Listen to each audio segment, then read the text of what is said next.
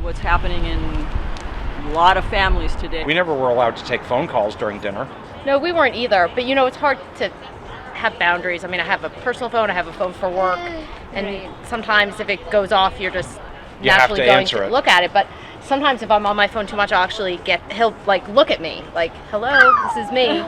So I think it's important also that we have rules for ourselves that we stick with. I'm not seeing it as a positive until they're a little more mature.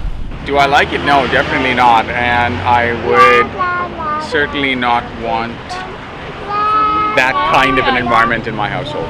I would expect my kids to not be looking at their mobile devices when they're having dinner. And whether I'll actually succeed at that is a separate matter. I'll find out in 20 years. For kids, it's particularly damaging because I think there are all kinds of social graces and probably mental processes that just aren't getting developed because they're just using those social devices all the time.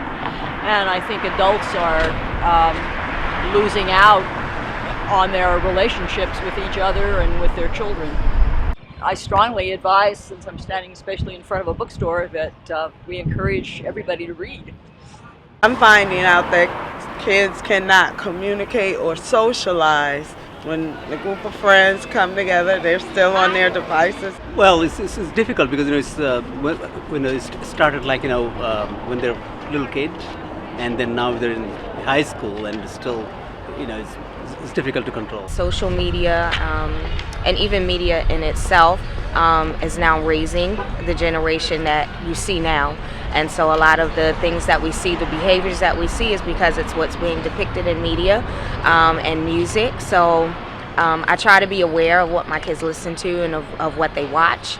And so right now I'm on a little hiatus with the video games. They're not happy about it, but I like the results better. So I work as an assistant principal in Baltimore County Public Schools, and I've been working in public education for 26 years. So in the past 5 years, kids have learned, before they were allowed to use their phones during the school day, they can text inside their pockets.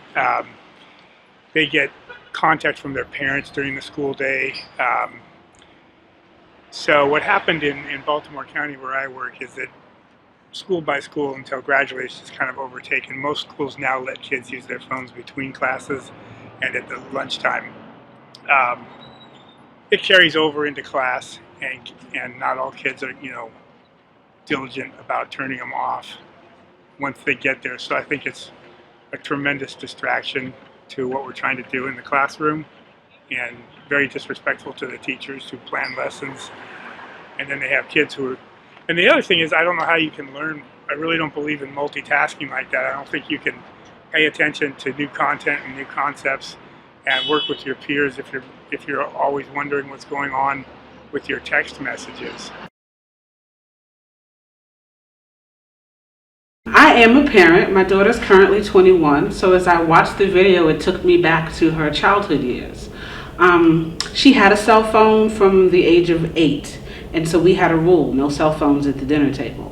And even now when we go out to dinner to eat and she wants to pull it out, I have to remind her, no, you put those away while we're having dinner, while we're interacting with each other and whomever else we might be engaging with at that point in time. So it's a very real issue. I think it's happening more and more as cell phones and other forms of social media have become such a part of our life and our world. I think it's important for us to think about how we ask questions. We need to ask what we think of as open-ended questions. If you say, how's your day? That's yes or no. Tell me what happened in school this morning. What was the most interesting thing that happened this afternoon? What did you hear that, if they have a friend, down the block, that Susie did? Or what did you hear that Johnny did today that was fun? To try and make it in such a way that they have to give you more information, that it's just not a yes or a no. And I think if we start young, bring your children up. I can remember my daughter being in kindergarten and saying, how was your day? Good. Okay. What made it good? And she'll look at me. So what types of things did you do? And she said, well, we might have done the house, or we went to this, or what did you enjoy the most? Why? And you kind of give them that opportunity and that practice. Ideally, we should not have children under the age of 3 doing things on social media, tablets, computers, phones, those types of things. We should stick to the tried and true traditional, that we're reading to them, that we're talking to them, that we are providing more physical types of interactions where they're manipulating objects and items in their environments.